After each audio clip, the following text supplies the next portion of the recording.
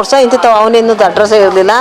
ಎತ್ತಾಗ ಹೋದಂತ ನಾನು ಯಾರು ಮಾತಾಡ್ಸೋರು ಎಲ್ಲ ತಾವು ಒಳ್ವೆ ನಮ್ಮ ಯಜಮಾನ್ರು ನಿಂಗೆ ತಲೆ ಕೆಟ್ಟೋಗೋದು ನಾನು ಯಾರು ಎಲ್ಲಿ ಹೇಳ್ತಾರೆ ಎಲ್ಲ ತಾವು ನಾಮಂಗಲ ತಳಿಂದ ಹಿಡ್ದು ಶಿರಪಟ್ಟು ಗಂಟು ಹೋಗಿದ್ದು ಎಲ್ಲ ಕಡೆ ಹೋಗಿದ್ದು ಯಾರು ಎಲ್ಲಿ ಹೇಳ್ತಾರೆ ಎಲ್ಲ ತಾವು ತಿರ್ಗಿ ಎಲ್ಲ ದೇವಸ್ಥಾನ ಸುತ್ತಾಡಿ ಅಂದ್ರೆ ಎಲ್ಲಿನೂ ಗೊತ್ತಾಗಿರ್ಲಿಲ್ಲ. ಏನಾದ್ರೂ ಒಂದು ಪವಾಡ ಆಗಿದೆ ನಿಮ್ಮ ಜೀವನದಲ್ಲಿ? ತುಂಬಾನೇ ಕಷ್ಟದಲ್ಲಿದ್ವಿ ಮೇಡಮ್. ನಾನು ಇಲ್ಲಿಗೆ ಬಂದ್ಮೇಲೆ ನನಗೆ ತುಂಬಾನೇ ಒಳ್ಳೇದಾಗಿದೆ. ನಮ್ಗೊಂದು ಇರೋಕೆ ಮನೆ ಇರಲಿಲ್ಲ, ಒಂದು ಜಾಗ ಅನ್ನೋದು ಇರಲಿಲ್ಲ. ಇಲ್ಲಿಗೆ ಬಂದು ಹೇಳಿದ್ಮೇಲೆ ನಮ್ಗೆ ಯಾರು ಹೇಳಿದ್ರು ಇಲ್ಲಿ ಒಳ್ಳೇದಾಗುತ್ತೆ ಅಂತ ಅಂದ್ಬಿಟ್ಟು. ಎಲ್ಲ ಮಗು ಥರ ಆಕ್ಟಿವಾಗಿ ಮಾತುಕತೆ.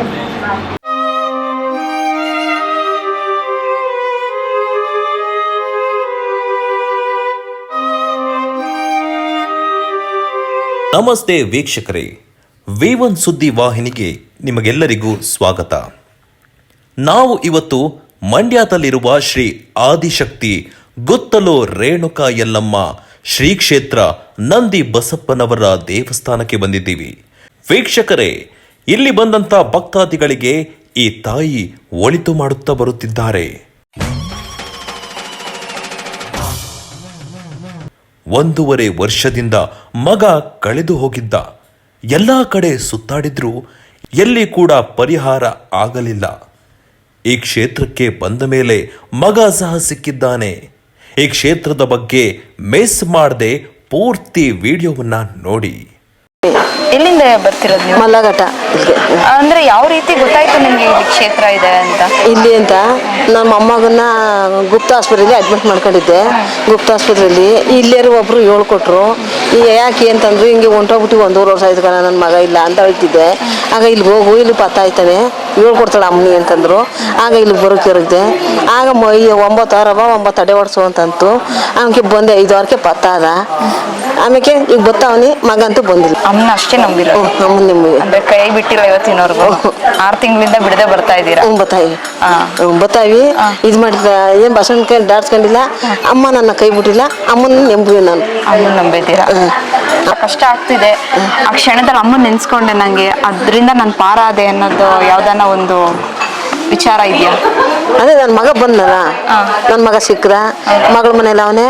ನಮ್ಮೂರಿಗೆ ಬಂದಿಲ್ಲ, ಮಲ್ಲಘಟ್ಟಕ್ಕೆ ಬಂದಿಲ್ಲ, ಬೆಂಗಳೂರಲ್ಲಿ ಅವನೇ. 1.5 ವರ್ಷ ಆಗಿತ್ತು. 1.5 ವರ್ಷ ಇಂತಿತ್ತಾವ ಅವನಿನ್ನೂ ಅಡ್ರೆಸ್ಸೇ ಇರಲಿಲ್ಲ. ಎತ್ತಾಗ ಹೋದಂತ ನಾನು ಯಾರು ಮಾತಾಡ್ಸೋರು ಎಲ್ಲ ತಾವು ಒಳ್ವೆ ನಮ್ಮ ಯಜಮಾನ್ರು ನಿಂಗೆ ತಲೆ ಕೆಟ್ಟೋಗೋದು ನಾನು ಯಾರು ಎಲ್ಲಿ ಹೇಳ್ತಾರೆ ಎಲ್ಲ ತಾವು ನಾಮಂಗಲ ತಳಿಂದ ಹಿಡ್ದು ಶಿರಪಟ್ಟು ಗಂಟು ಹೋಗಿದ್ದು ಎಲ್ಲ ಕಡೆ ಹೋಗಿದ್ದು ಯಾರು ಎಲ್ಲಿ ಹೇಳ್ತಾರೆ ಎಲ್ಲ ತಾವು ತಿರ್ಗಿ ಎಲ್ಲ ದೇವಸ್ಥಾನ ಸುತ್ತಾಡಿ ಅಂದ್ರೆ ಎಲ್ಲಿನೂ ಗೊತ್ತಾಗಿರ್ಲಿಲ್ಲ. ನಾಮಂಗಲ ತಳಿಂದ ಹಿಡ್ದು ಶಿರಪಟ್ಟಿನ ತಳಿಂದ ಹಿಡ್ದು ಇದ್ರದ್ದು ಗಂಟು ಎಲ್ಲೆಲ್ಲಿ ಹೇಳ್ತಾರೆ ಎಲ್ಲ ತಾವು ತಿರ್ಗಿದ್ವಿ. ಅಂದ್ರೆ ಯಾವ ಕ್ಷೇತ್ರದಲ್ಲಿ ಪವಾಡ ಐತೆ ಅಂತ ಗೊತ್ತಾಯ್ತು, ಎಲ್ಲ ಕಡೆ ತಿರ್ಗಿನಿ. ಇದು ಮಾತ್ರ ಗೊತ್ತಾಗಿರ್ಲಿಲ್ಲ. ಆಮೇಲೆ ಇಲ್ಲಿ ಮಂಡ್ಯದಲ್ಲಿ ಹೇಳಿದ್ರು. ಆಗ ಇಲ್ಲಿ ಬಂದೆ, ನನಗೇನು ಒಳ್ಳೇದಾಯ್ತು. ಮಗ ಅವನೇ, ಮಗಳ ಮನೇಲಿ ಅವನೇ ಬೆಂಗಳೂರಲ್ಲಿ. ನಮ್ಮ ಮನಗ್ ಗೊತ್ತಾಯಿಲ್ಲ. ಊರಿಗೆ ಬಂದಿಲ್ಲ, ಬೆಂಗಳೂರಲ್ಲಿ ಇಲ್ಲಿದ್ದಾರೆ ಅಂತ ಗೊತ್ತಾಯ್ತು. ದುಡ್ಡು ಕೊಡ್ತಾನೆ. ಅಪರಸ್ಯ ಮಾತಾಡ್ತೀವಿ, ದುಡ್ಡು ಕೊಡ್ತಾನೆ. ಆ ನಂಬರ್ ಇದ್ರೆ ಫೋನ್ ಮಾಡಿಸುವೆ, ನಂಬರ್ ಇಲ್ಲ ಅಂತ.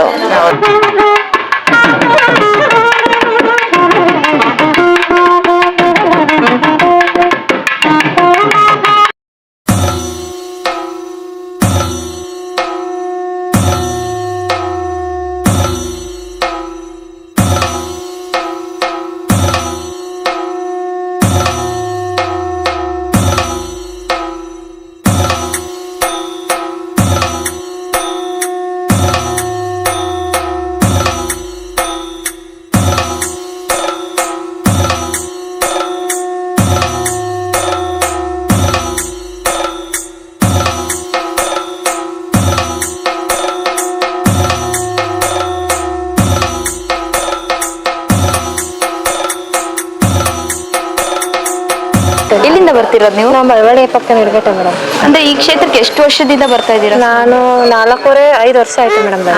ಅಂದ್ರೆ ಏನಾದ್ರೂ ಒಂದು ಪವಾಡ ಆಗಿದೆ ನಿಮ್ ಜೀವನದಲ್ಲಿ? ತುಂಬಾನೇ ಆಗಿದೆ ಮೇಡಮ್. ನಾವು ತುಂಬಾನೇ ಕಷ್ಟದಲ್ಲಿದ್ವಿ ಮೇಡಮ್. ನಾನು ಇಲ್ಲಿಗೆ ಬಂದ್ಮೇಲೆ ನನಗೆ ತುಂಬಾನೇ ಒಳ್ಳೇದಾಗಿದೆ. ನಮ್ಗೊಂದು ಇರೋಕೆ ಮನೆ ಇರಲಿಲ್ಲ, ಒಂದು ಜಾಗ ಅನ್ನೋದು ಇರಲಿಲ್ಲ.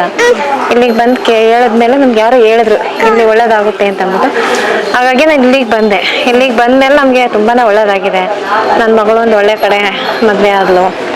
ನಮ್ಗೆ ತುಂಬಾನೇ ಒಳ್ಳೇದಾಗಿದೆ ಮೇಡಮ್ ನಾವು ಇಲ್ಲಿಗೆ ಬಂದರೆ. ಇಲ್ಲಿ ಬಂದ್ರೆ ಮಗಳು ಮದ್ವೆನೂ ಆಯ್ತು. ಮದ್ವೆನೂ ಆಯ್ತು, ಆಮೇಲೆ ನಮ್ಮ ಮಗಳಿಗೆ ಗಂಡು ಮಗುನೇ ಬೇಕು ಅಂತ ಕೇಳ್ಕೊಂಡೆ, ಅದರಂತೆ ಗಂಡು ಮಗುನೂ ಆಯ್ತು. ಆಮೇಲೆ ನಮ್ಗೆ ಜಾಗ ಕೂಡ ನಮ್ಮ ಹೆಸರಲ್ಲಿ ಇರ್ಲಿಲ್ಲ, ಅದು ಕೂಡ ಆಯ್ತು ನಮ್ಗೆ.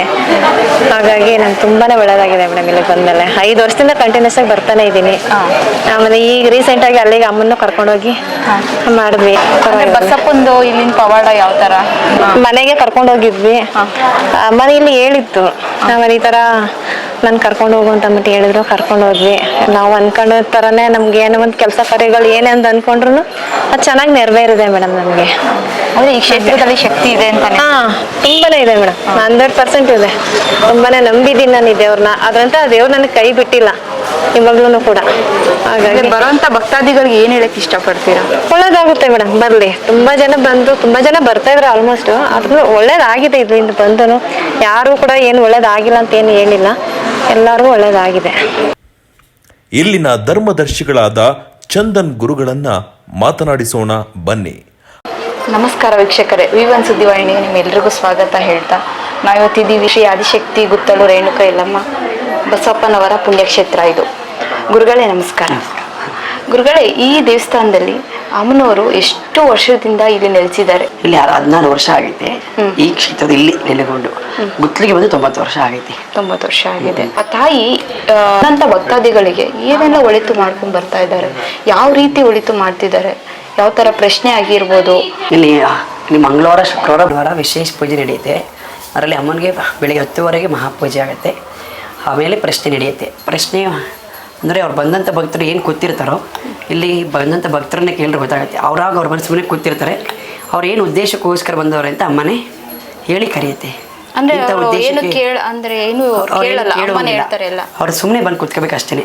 ನೀನು ಇಂಥ ಉದ್ದೇಶಕ್ಕೆ ಬಂದಿದ್ಯಾ, ಇಂಥ ಕೆಲಸಕ್ಕೆ ಬಂದಿದ್ಯಾ, ಇಷ್ಟೇ ದಿವಸ ನಿನಗೆ ಹಿಂಗೆ ಸಮಸ್ಯೆ ಆಗೈತೆ ಅಂತ ಅಮ್ಮನೇ ಉದ್ದೇಶಪೂರ್ವಕ ಇಲ್ಲಿ ಬೇಕಾದ್ರೆ ಸಾಕ್ಷಿಗೆ ಅಮ್ಮನವರ ಭಕ್ತರನ್ನ ಏರಿತಾರಲ್ಲ ಅವ್ರನ್ನ ಕೇಳ್ಕೊಂಡ್ರೆ ಗೊತ್ತಾಗುತ್ತೆ.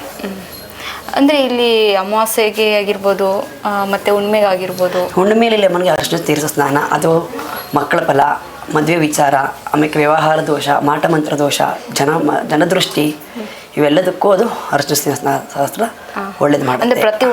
ಪ್ರತಿ ಹುಣ್ಣಿಮೆಯಲ್ಲಿ. ಅದು ಬಿಟ್ಟರೆ ಅಮಾವಾಸ್ಯೆಯಲ್ಲಿ ಅಮ್ಮನಿಗೆ ಚಂಡಿಕಾ ಪೂಜೆ ಇರುತ್ತೆ, ಪ್ರತ್ಯಂಗನ ಹೋಮ ಇರುತ್ತೆ. ಒಂದೊಂದು ಹುಣ್ಣಿಮೆಯಲ್ಲಿ ಒಂದೊಂದು ಹೋಮ ಇರುತ್ತೆ. ಅಂದ್ರೆ ಹೋಮದಲ್ಲಿ ಭಾಗಿಯಾಗೋದ್ರಿಂದ ಏನೆಲ್ಲ ಪ್ರಯೋಜನ ಆಗುತ್ತೆ? ಹೋಮದಲ್ಲಿ ಭಾಗಿಯಾಗೋದ್ರಿಂದ ಆದಷ್ಟು ಜಾಸ್ತಿ ಉಪಯೋಗ ಇರುವಂಥದ್ದು ಮಾಟಮಂತ್ರಕ್ಕೆ. ಈ ಮಾಟಮಂತ್ರ, ಈ ಕಾಯಿಲೆ ಬೆನ್ನು ಬಿಡದೆ ಕಾಡ್ತಾ ಇರುವಂಥ ಕಾಯಿಲೆಗಳು, ವ್ಯವಹಾರ ದೋಷಗಳು, ಇದಕ್ಕೆ ಬೇಗ ಅಮ್ಮ ಹೋಮದಲ್ಲಿ ಪಾಲ್ಗೊಂಡವ್ರಿಗೆ ತುಂಬ ಒಳ್ಳೇದು ಮಾಡುತ್ತೆ. ಇಲ್ಲಿ ಅಮ್ಮನವ್ರ ಮೆರವಣಿಗೆ ಆಗುತ್ತೆ. ಮೆರವಣಿಗೆಯಲ್ಲಿ ಅಮ್ಮನಿಗೆ ಹುಣ್ಣಿಮೆಯಲ್ಲಿ ಬೆಳಿಗ್ಗೆ ಸಂಜೆ ಮೆರವಣಿಗೆ ಇರುತ್ತೆ, ಉತ್ಸವ ನಡೆಯುತ್ತೆ. ಅದು ಬಿಟ್ಟರೆ ಪ್ರಶ್ನೆ ಇರುತ್ತೆ.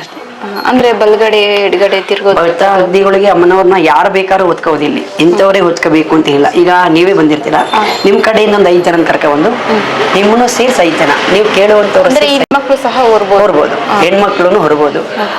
4 ಜನ ಹೊರಬಂತವ್ರಿಗೆ ಬಿಟ್ಟು 5ನೇವರೊಬ್ರಿಗೆ ನಿಂತ್ಕೊಂಡು ಕೇಳಾದ್ಮೇಲೆ ಇನ್ನೊಬ್ರು ಅವರೇ ಬೇಕಾದ್ರು ಒತ್ತಿರೋರು ಅವರು ಮುಂದೆ ನಿಂತ್ಕೊಂಡು ಕೇಳಿರೋರು ಹೊತ್ಕೊಂಡ್ರೆ ಪ್ರಶ್ನೆ ಆಗುತ್ತೆ. ಅಂದ್ರೆ ಇಲ್ಲಿ ತಾಯಿ ಹೂ ಪ್ರಸಾದ ಕೊಡೋದು 12 ಗಂಟೆ ಒಳಗಡೆ ಪ್ರಶ್ನೆ.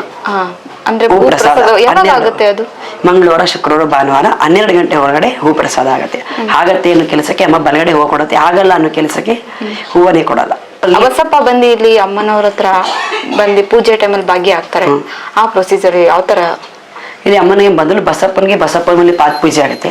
ಅದಾದ್ಮೇಲೆ ಪಟ್ಟದ ಪೂಜೆ ಆದ್ಮೇಲೆ ಮತ್ತೆ ಬಸಪ್ಪನ ಅಮ್ಮನ ದೇವಸ್ಥಾನ ಮುಂದೆ ಕರ್ಕೊಂಡು ಮತ್ತೆ ಪಾದ ಪೂಜೆ ಆಗುತ್ತೆ.